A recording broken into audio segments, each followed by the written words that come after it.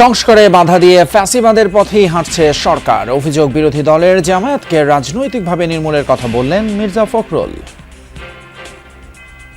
জামায়াত ইসলামের আমির তিনি বলছেন যে বিএনপি ইঞ্জিনিয়ারিং করে ক্ষমতায় এসেছে। আমি এটা তীব্র নিন্দা জানাচ্ছি। সত্যিকারের স্বাধীনতার স্বাদ জনগণকে দেওয়ার জন্য প্রত্যেকটি বিষয়ে বিএনপি বিরোধিতা করে চলছে।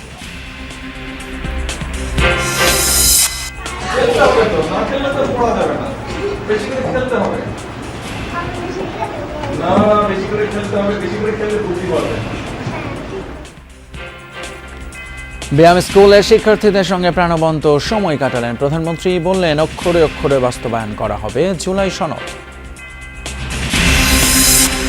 কুমিল্লায় নিখোঁজের 12 ঘণ্টা পর এনবিআর কর্মকর্তা বুলেট বৈরাগীর মরদেহ উদ্ধার। খুলনার তেরোখাদায় ধান কাটাকে কেন্দ্র করে বিএনপির দুপক্ষের সংঘর্ষে একজন নিহত। ইসলামাবাদ শান্তি আলোচনায় ফের অনিশ্চয়তা, যাচ্ছে না মার্কিন প্রতিনিধি দল। দাবি দেওয়া জানিয়ে আগেই পাকিস্তান ছেড়েছেন আরাকচি।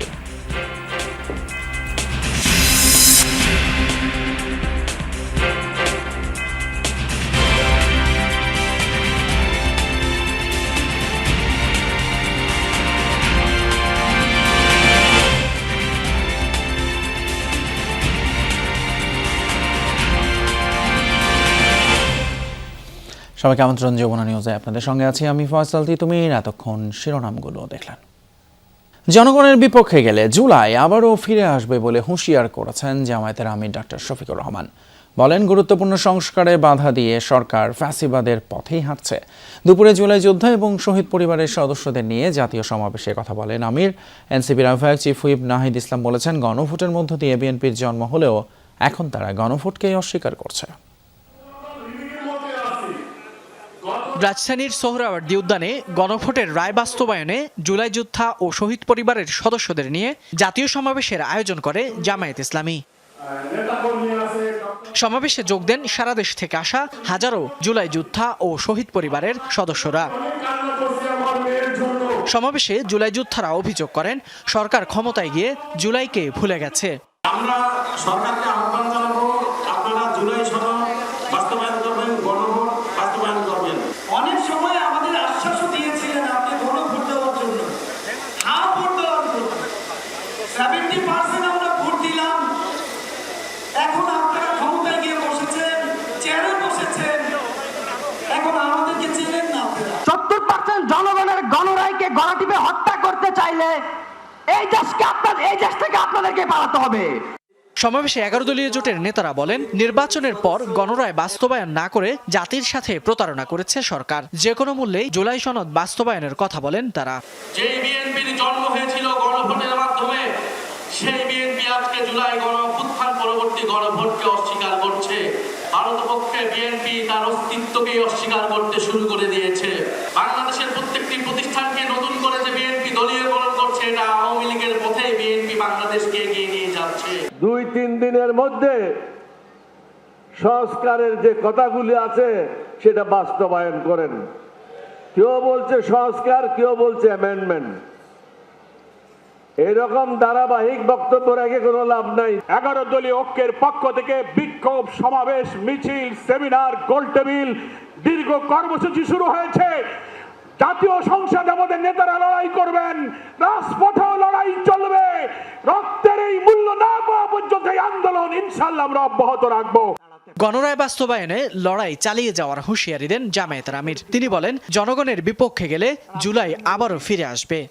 যে সমস্ত জায়গায় পরিবর্তন দরকার, সুশাসন কায়েমের জন্য, সত্যিকারের স্বাধীনতার স্বাদ জনগণকে দেওয়ার জন্য প্রত্যেকটি বিষয়ে বিএনপি বিরোধিতা করে চলছে।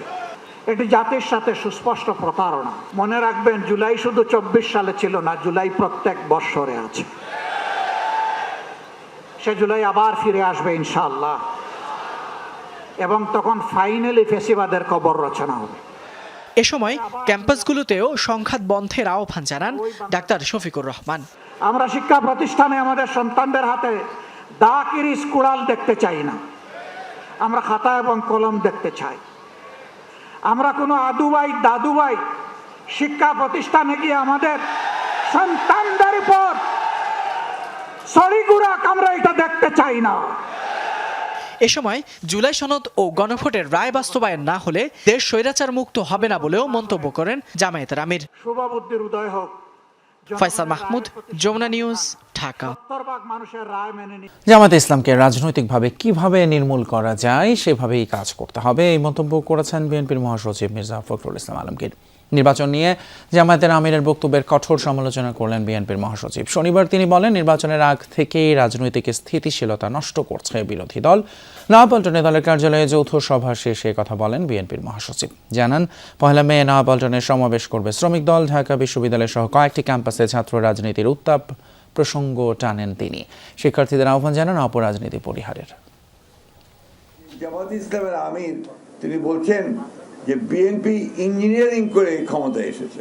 সমগ্র বিশ্বের সমস্ত দেশগুলো, বাংলাদেশের সমস্ত প্রতিষ্ঠানগুলো, পত্র পত্রিকা, মিডিয়া এক বাক্যে স্বীকার করেছে যে এই নির্বাচনটি ছিল এই কালের, অর্থাৎ বাংলাদেশ সৃষ্টির পর থেকে সবচেয়ে নিরপেক্ষ ও সমগ্র জাতি অত্যন্ত সচেতনভাবে তাদেরকে প্রত্যাখ্যান করেছে এবং আগামীতে যেন পুরোপুরি তাদেরকে নির্মূল করা যায় রাজনৈতিকভাবে, সেইভাবে আমাদেরকে কাজ করতে হবে। জুলাই সনদের প্রতিটি দফা বাস্তবায়নে সরকার বদ্ধপরিকর বলে জানিয়েছেন প্রধানমন্ত্রী তারেক রহমান। বিএম ফাউন্ডেশনের অডিটোরিয়াম ভবনের ভিত্তিপ্রস্তর স্থাপন অনুষ্ঠানে একথা বলেন তিনি। প্রধানমন্ত্রী বলেন, রাষ্ট্রের প্রকৃত মালিক যে জনগণ 2024-এর গণ অভ্যুত্থান তা আবারও প্রমাণ করেছে। জনপ্রশাসনের প্রতিটি স্তরে মেধা এবং দক্ষতাকে অগ্রাধিকার দেওয়ার নির্দেশও দেন প্রধানমন্ত্রী। সকালে রাজধানীর নিউ ইস্কাটনে বিয়াম ল্যাবরেটরি স্কুল পরিদর্শনে যান প্রধানমন্ত্রী। হঠাৎ করেই ছিল তার এ পরিদর্শন। এ সময় তিনি শিশু শিক্ষার্থীদের সঙ্গে কথা বলেন, প্রাণবন্ত সময় কাটান। উচ্ছ্বসিত ছোট্ট শিক্ষার্থীরা ছুটে আসে প্রধানমন্ত্রীর সঙ্গে হাত মেলাতে, কেউ আবার অটোগ্রাফ নিতে। প্রধানমন্ত্রী ক্লাসরুমে ঢুকেই শিক্ষার্থীদের সঙ্গে কুশল বিনিময় করেন। পড়াশোনার পাশাপাশি তিনি খেলাধুলা করারও পরামর্শ দেন।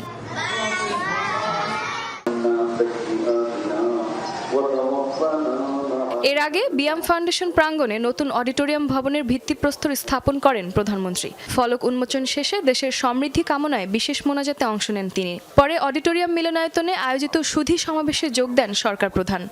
মাননীয় প্রধানমন্ত্রী জনাব তারেক রহমান বক্তব্যের শুরুতেই প্রধানমন্ত্রী স্মরণ করেন 24শে জুলাই গণ অভ্যুত্থানের চেতনাকে। তিনি বলেন, 1.5 দশকের অপশাসন শেষে জনগণের ভোটে নির্বাচিত এই সরকার জন আকাঙ্ক্ষা পূরণে কাজ করছে।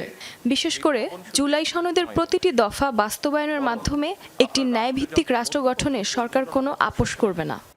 2024 সালের জুলাই আগস্টের গণ অভ্যুত্থানে আবারও স্পষ্ট করে দিয়েছে এই রাষ্ট্রের মালিক এই দেশের জনগণ।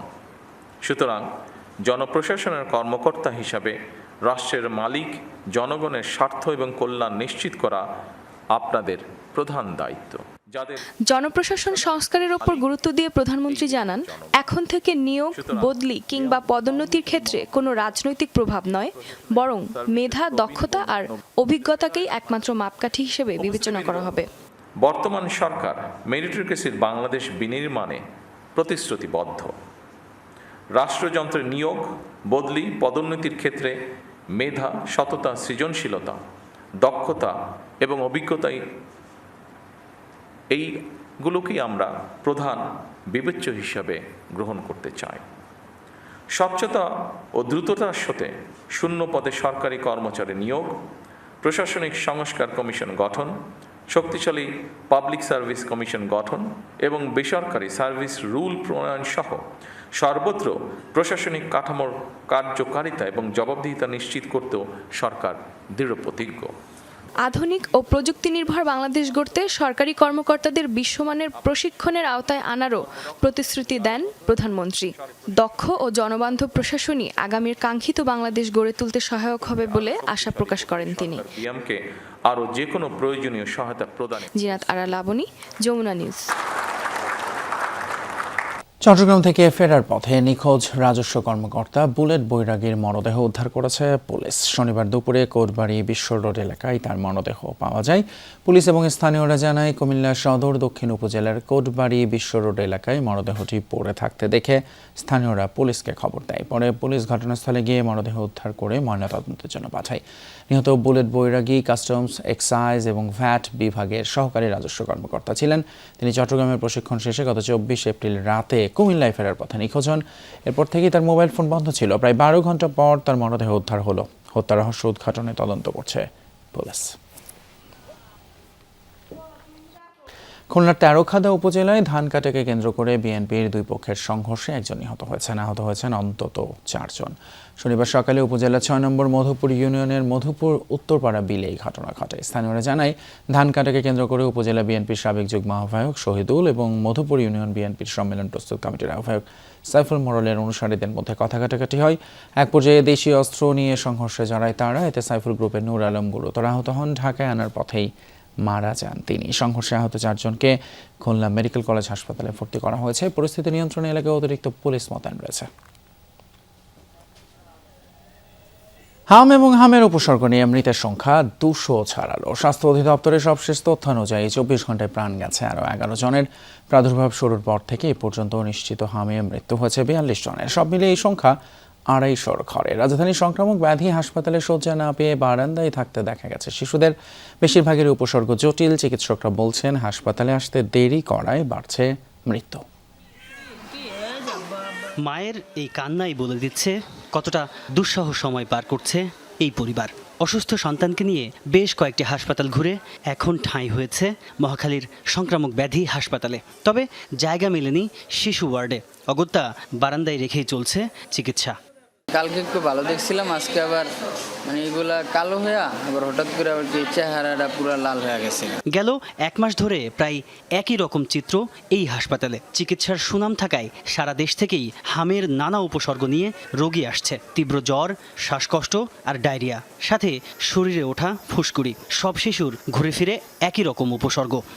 জটিলতা জ্বর, সর্দি, কাশি, তারপরে হচ্ছে পাতলা পায়খানা, আর সারা শরীরে তো রেশ পড়ে গেছে।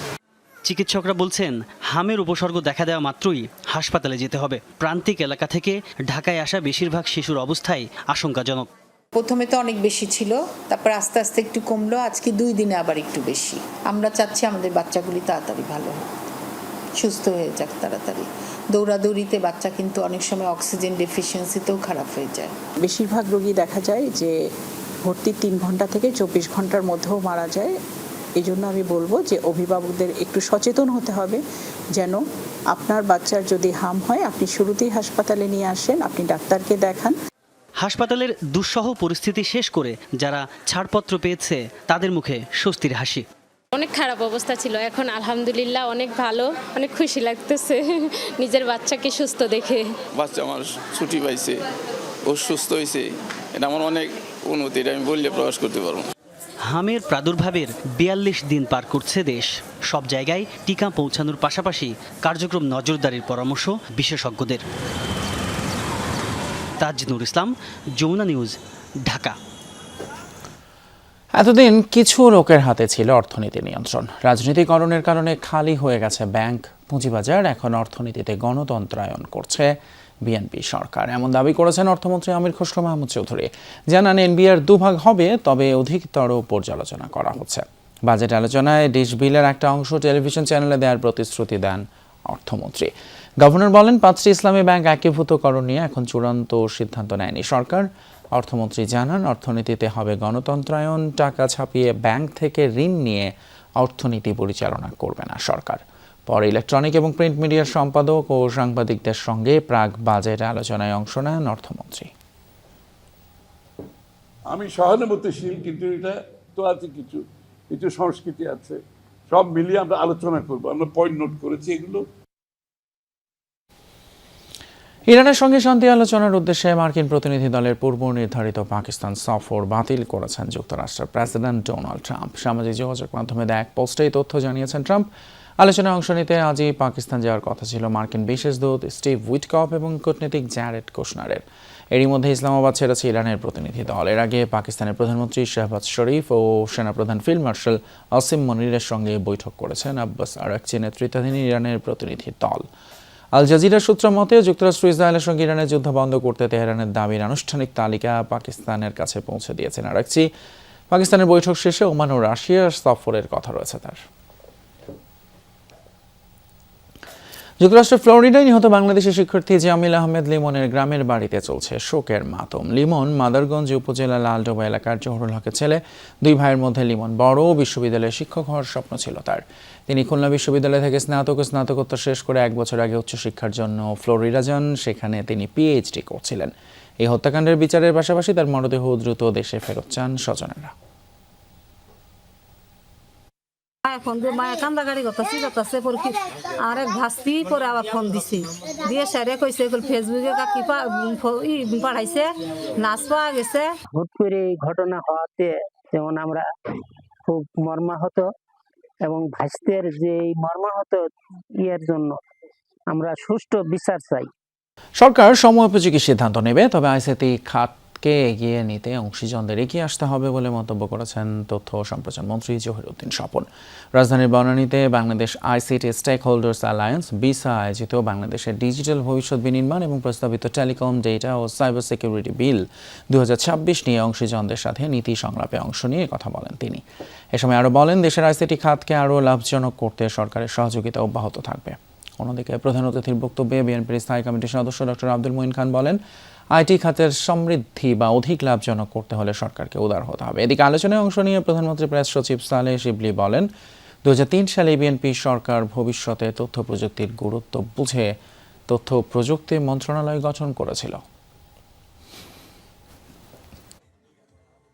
আপনাদের সম্মিলিত জ্ঞানে কিন্তু এই সভ্যতার নতুন পর্বে আমরা যারা দেশ জাতি রাষ্ট্রের দায়িত্ব নিয়েছি জনগণের ভোট নিয়ে, আমরা তখন কিন্তু সমসাময়িকভাবে নীতিটা নির্ধারণ করতে পারবো, সময় উপযোগীভাবে নীতিটা নির্ধারণ করতে পারবো।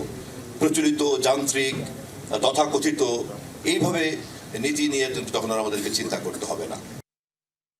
চট্টগ্রামে ঐতিহ্যবাহী আব্দুল জব্বারের বলি খেলায় হ্যাট্রিক চ্যাম্পিয়ন হয়েছেন কুমিল্লার বাঘা শরীফ। বিকেলে লালদিঘি মাঠে 117তম আসরে তিনি রাশেদ বলিকে পরাজিত করেন। এবারের বলি খেলায় অংশ নেন বিভিন্ন স্থান থেকে আসা শতাধিক বলি।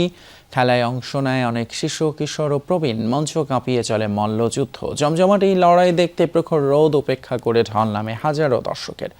ফাইনাল রাউন্ডে প্রায় 24 মিনিট লড়াইয়ের পর রাশেদ বলিকে হারিয়ে চ্যাম্পিয়ন হন কুমিল্লার বাঘা শরীফ বলি। টানা 3বার এই খেলার জয়ী হলেন তিনি। 1909 সালে শুরু হয় এই বলি খেলা, কালের সাক্ষী। অংশগ্রহণ করে আমি হ্যাট্রিক জয় করেছি, তো আমার থেকে অনেক আনন্দ লাগতেছে। তো আমার থেকে বেশি আনন্দ লাগতেছে আমার কুমিল্লা জেলার মানুষ, হোমনা থানার গানমারা ইউনিয়নের মণিপুরের মানুষ অনেক আনন্দ আরো উপভোগ করতেছে। আমাদের ওয়াচ টাওয়ার রয়েছে, নির্বিঘ্নে এবং আনন্দমুখর পরিবেশে যাতে এই অনুষ্ঠানটি অনুষ্ঠিত হতে পারে সেই লক্ষ্যে চট্টগ্রাম মহানগর পুলিশ ব্যাপক নিরাপত্তা ব্যবস্থা গ্রহণ করেছে। এই ছিল আমাদের এখনকার মতো যমুনা নিউজের আয়োজন। এতক্ষণ সাথে থাকার জন্য ধন্যবাদ আপনাদের সবাইকে।